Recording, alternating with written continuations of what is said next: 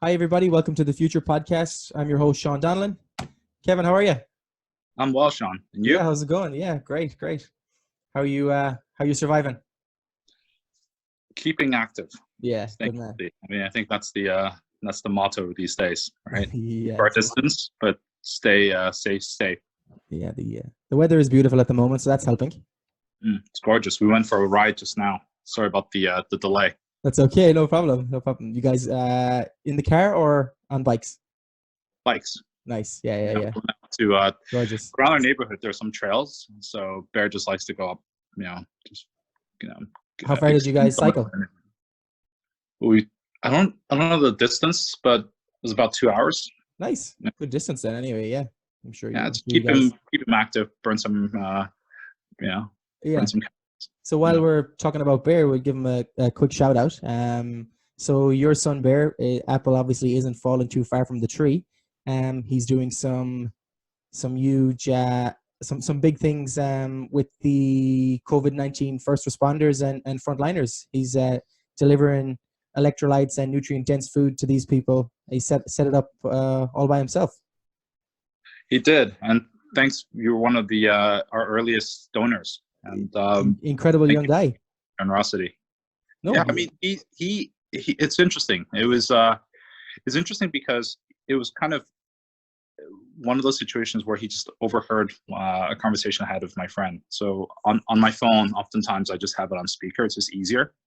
And a friend of mine was catching up with me. He's a doctor who's working in the ER in Washington, yeah. and he was just sharing with me like his day. And one of the things that Bear just kind of asked him just as we were catching up was if there's things that he needs, and he just kind of thought about it and said, you know what, the thing that they're facing, and maybe it was just because it was around dinner time, but is the fact that they lack a bit of nutrition. They work long hours, right, grueling shifts, and as such, they often neglect themselves because they're caring for the patients, and they're really just battling, right. And it's one of those things that it drew upon Bear that there's something that he could do, something about it. So he started raising money. That's fantastic. It's Yeah, a very present young man to think of that. When I was his age, how old is he? he's 9. He's He's 9, nine. When I was turning nine, 10 in July. Yeah, fantastic. Yeah, yeah. Hopefully hopefully the place isn't in full lockdown and he can enjoy his birthday in July. We'll see. we'll see. Yeah, we'll see. We'll see. Most likely it'll be his buddy singing him for happy birthday on Yeah, on something like this. Yeah, on let me Zoom know. or Google Hangout. Yeah. So just to give a quick intro, I guess, about what the podcast is for people that haven't listened or don't know what it's about. So basically, last year I started hosting these networking events and a couple of different events. There was the Future Under 40, Future Capital, and Ethic events, and it was getting people together in all different industries and different sectors. But what those things all had in common was face-to-face interaction, which is Mm. obviously finished right now.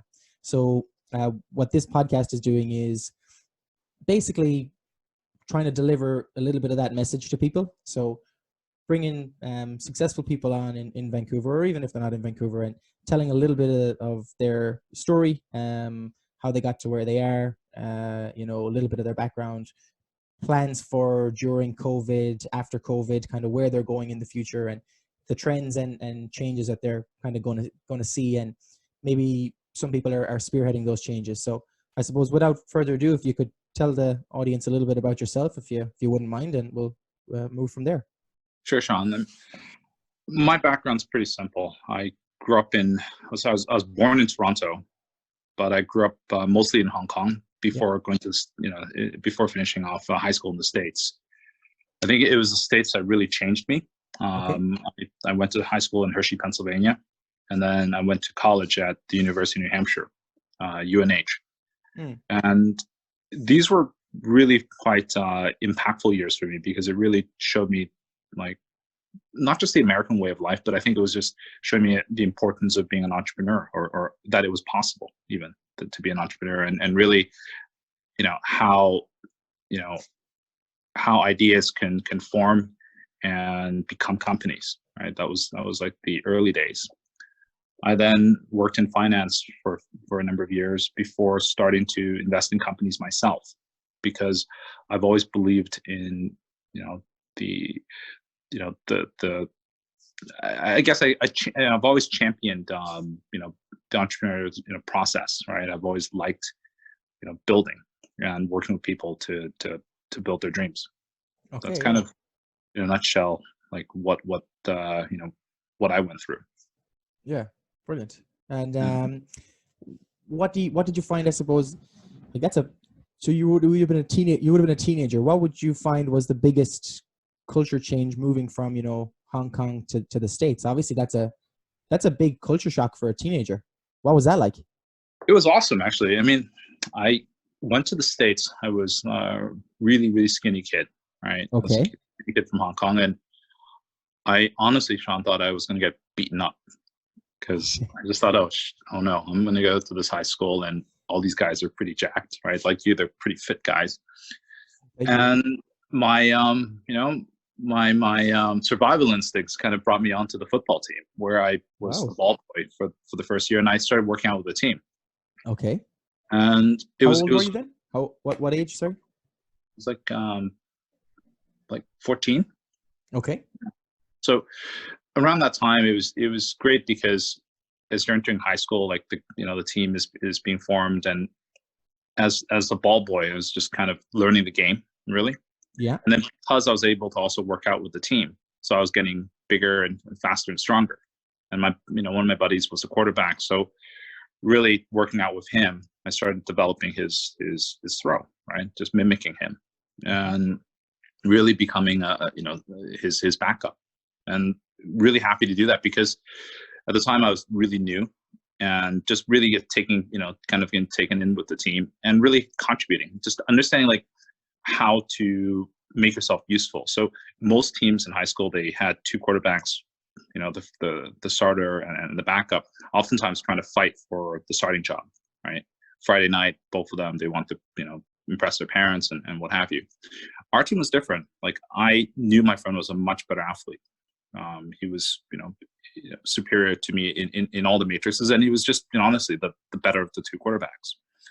But instead of fighting him for his, for that job, I ended up training our defense. So I spent a lot of time with our D, and our D really started to shine because unlike other teams, we always had a quarterback working out with them, right? And that was interesting because we could run different plays, we could be a bit quicker. And for me, I'm practicing more, I guess. Right? I'm still working out with the offense, but spending a lot of time with the D, to the point where I think we're able to shut down a lot of teams. It was just like a really good system that we had going on. And my buddy, unfortunately, he graduated before me, and so I had to take up the reins my senior year, Cool. which was cool. Yeah. Yeah, fantastic. Yeah. That's and did you find that then team sports, did that help you in the future in your business career? Absolutely. So this Yeah. is the thing. I think playing as a backup quarterback actually helped me a lot because it it allowed me to kind of find ways to be a contributor to the team. Because as a backup quarterback, I don't really get off the bench during game days, right? So I'm not going to be able to serve the team like you can say when it matters, when it's a game situation. But that doesn't mean that I can't help the teams get tougher, stronger, right? And kind of finding different ways to create plays that mimic game situations enabled our Ds to be a lot more you can say more poised, because Yeah. they've seen plays come out. It's a faster workout, so on and so forth. Okay. And you know it helped because when you're in a startup, when you help startups, they don't need money. Money is only part of what they need. What they really need is expertise and the willingness for all members to be all hands on deck, right? Yeah. That's the thing, because there's so much unknown whenever you're engaged in a startup that oftentimes you kind of have to sit back and see, okay, well, what do we need to do? Like what do we need to do to move the chain, right? Yeah. So that's what sports taught me. And also quarterback, we don't score, we pass the ball. right? So it's kind of an odd Yes. day when a quarterback runs the play in, right? It's usually that we're trying to deliver the ball to receiver that's open, right? Yeah, I like the analogy. Yeah, yeah. So would you find then that your investment strategy or your, I guess I call it angel investing, has been a hands-off approach, or was it like a kind of a coaching approach or a mentorship approach that when you felt they needed the help or when you felt that it was correct to get involved, you got involved? Is that how you did it, or? So the thing, I don't invest necessarily in ideas. I actually invest in the people. Okay. So that's the first thing. I have to believe that this team is capable of pulling it off. So if you have an idea, it's not good enough to just kind of, oh, I got this one awesome idea. Well, that's fantastic, but how are you going to build it? Like, what expertise do you have, or how smart are you? Like, and how diligent are you? So these are the things that I look for. And if I go through my own little checkbox and I think that, yeah, you might have a chance to pull this thing off, then I'm excited. I'm excited to work with you. Okay. Yeah, Yeah. makes a lot of sense. So you would look for the people that you feel have the grit, the determination, and the drive to basically make it happen. You're not about the individual, I suppose. Well, not about the idea as such, as about how that person can execute their ideas. Exactly. I mean, Right. the ideas, of course, they're valuable to a certain Yes. extent, but everyone can have some, similar ideas, right? Yeah. But it comes back down to like the team's abilities to execute that make a company and make it, exciting for me. Just the idea doesn't really, uh, get me too excited at all, And actually. besides the people, can I ask what else do you look for? Because if I look at some of the companies that you've been involved in, GoGoVan, Find Doc, it seems that a lot of the companies that you help, mentor or you invest in, they're a beneficial. The end goal is to help people. Is that something that you look for in your companies? Is to help people, or what else do you look for? What's your mandate, I guess, for want of a better description, your business mandate? What do you like to see? Well, if they can help people, that's always the best outcome. Yeah. But what I like are companies that tackle big problems, Yeah. Okay. right? And because they tackle, like in the case of FindDoc, you could say, because the company was founded now probably like 10 years ago, like almost, right? Where at the time there wasn't so much information about doctors, right? And they wanted to post those videos, kind of like what you and I are doing right now, right? Just to share information so that you could see who these doctors are, ask these doctors questions, and really offer a level of transparency that previously did not exist in Hong Kong and southern China. And and also listing where these doctors were so that people can find them and book them. I mean, these were, you could say, like quite basic nowadays, but back then it was it was still quite new, right? And you got to wonder, like, how can in the past, doctors, you found them just based on referrals. You couldn't really find their qualifications or dig up much information. It was quite opaque, and that's quite scary, because that's that's your life, you're really, or your life of a loved one that you're dealing with, right? Yeah. So that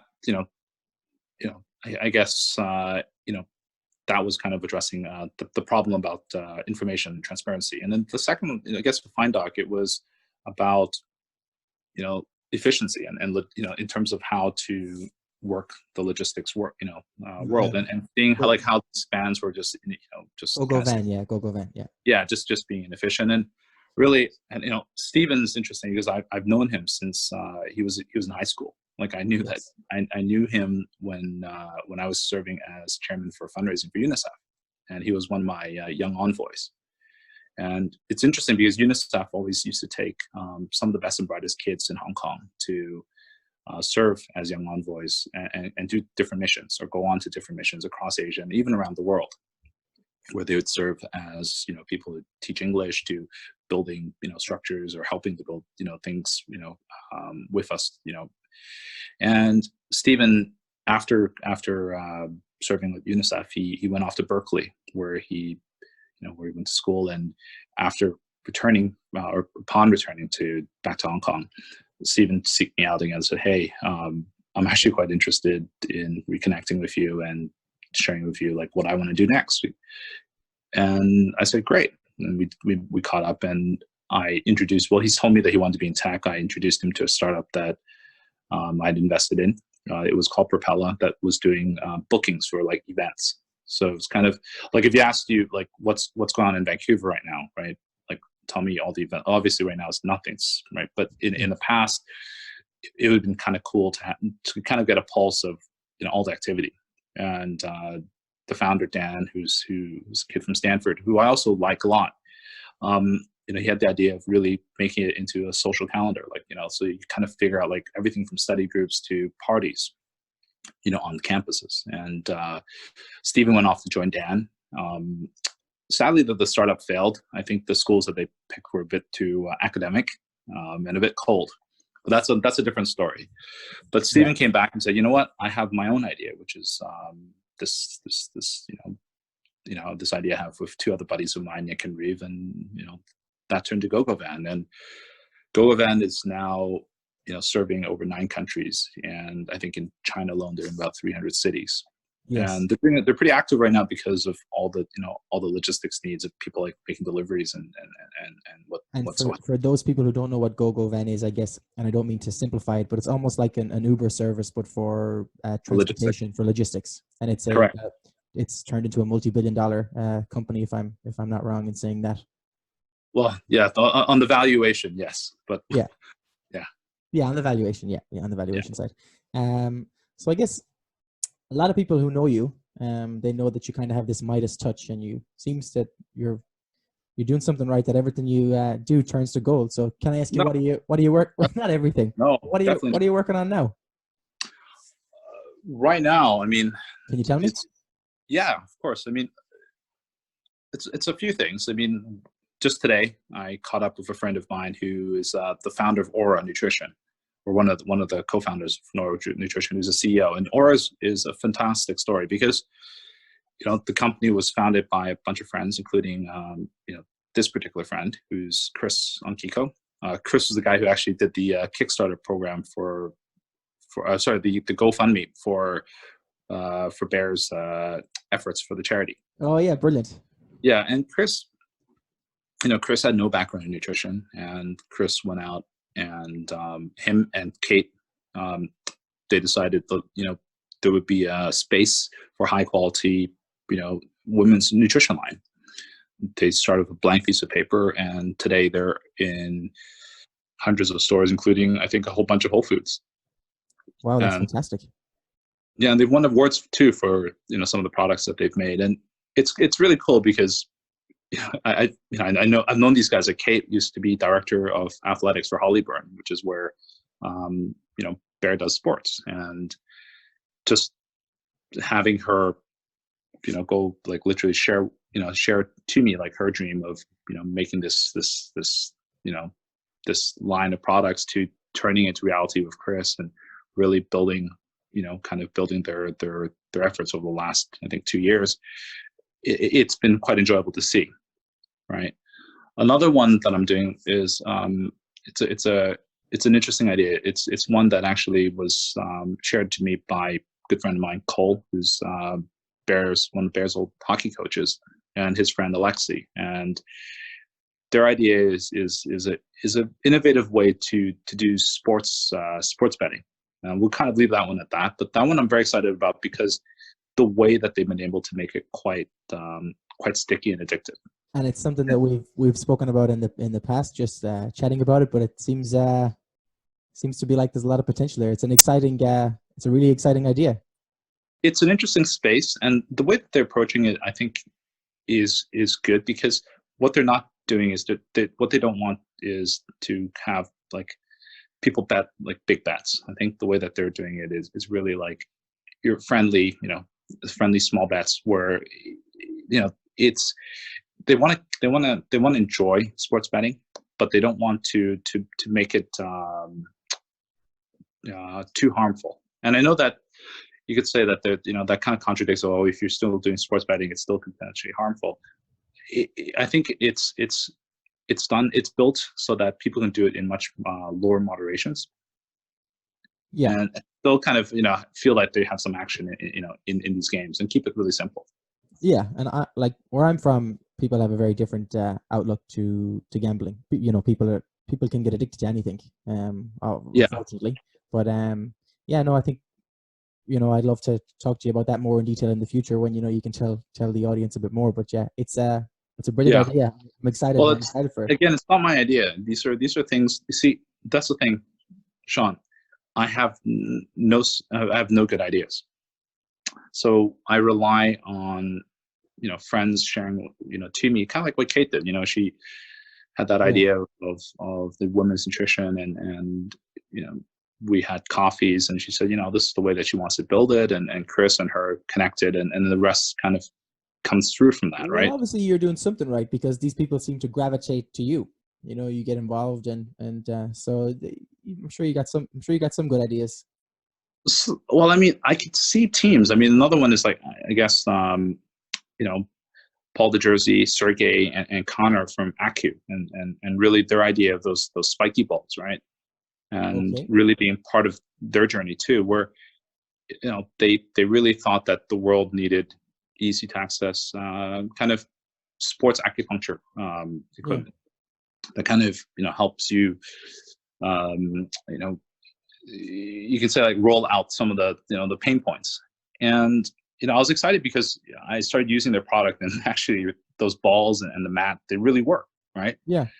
And again, knowing Paul from the club, and knowing Connor, who is interestingly another one of my son's hockey coaches, where they kind of come across these things that they're using that they feel very passionate about. And I'm really happy that they come to talk to me and share with me, like, kind of their ideas, and I'm able to kind of help them get these things off the ground.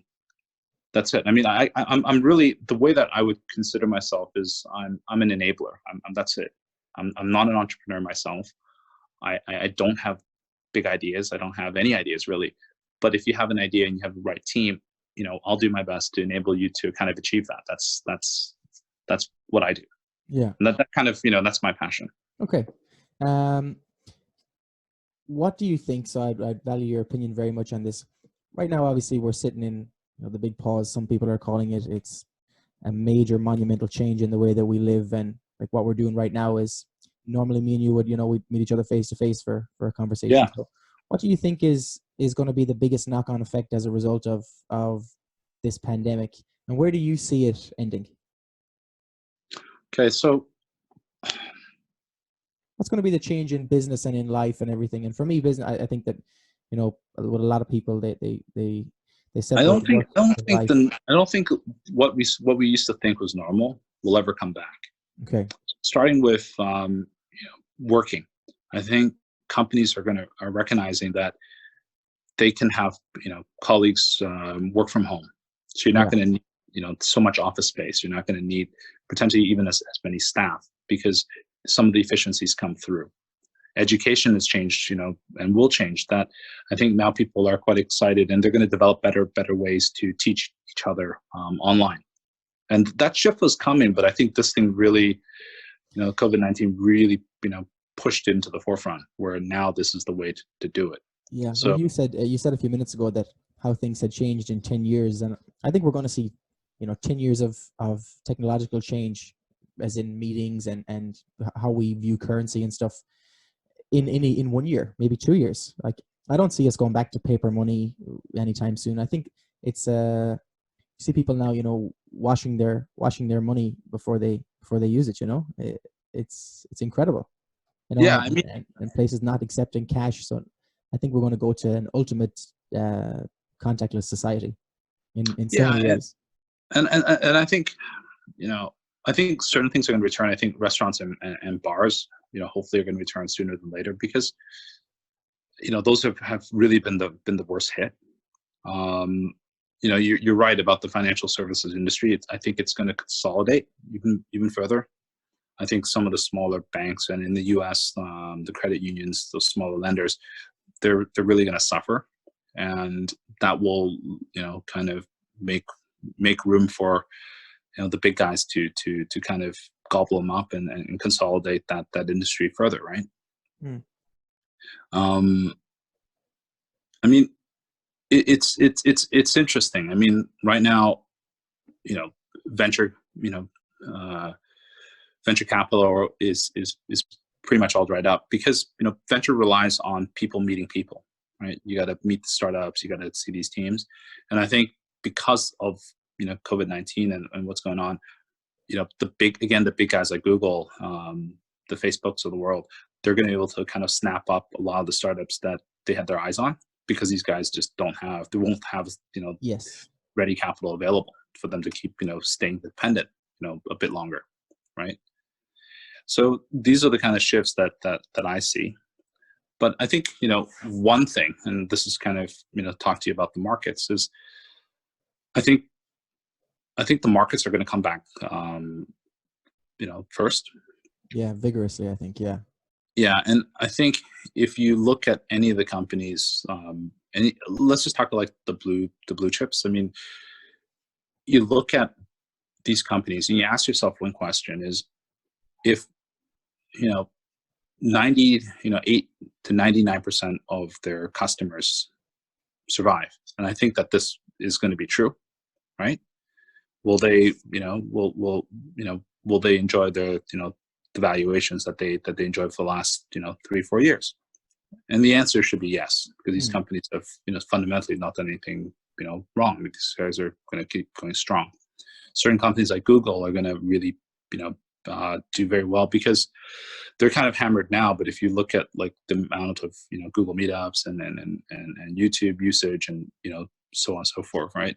You're gonna see that they're gonna get rewarded by the marketplace because the world is going to be using a lot more of their tools, and it's not just the this pandemic that people shift to watching these videos. I think people are just going to keep with this, right? This is and then I think I think some of the large banks are going to benefit a lot too, because again, as I mentioned, like some of the smaller guys are going to get wiped out. The big guys are especially like JP Morgan, which has $2.6 trillion on their asset management. They're well positioned to to really come out of this thing roaring, right? So it's going to be an interesting time. So coming out of this time, can I ask you, if you were somebody getting started, a budding entrepreneur, or somebody who's looking to set up a business, or they're working at the moment, what advice would you give to somebody coming out of this, what is going to be a recession and maybe a depression, but who knows? What do you feel is the number one thing or collective group of things that you need to do to stay ahead of the curve or to be an industry leader when the government say, we can meet again, or we can lockdown is essentially finished? What I would share with them is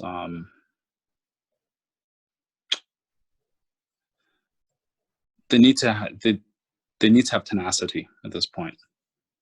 They really it really is. It's about survival every day, because the problem right now is people are looking at startups, right? So if you look at, let's say, investing $100,000 into a startup or putting into the markets, in the past, actually putting in the markets, you wouldn't really have much gains because in the next 12 months, you might not be able to chance to double this, right?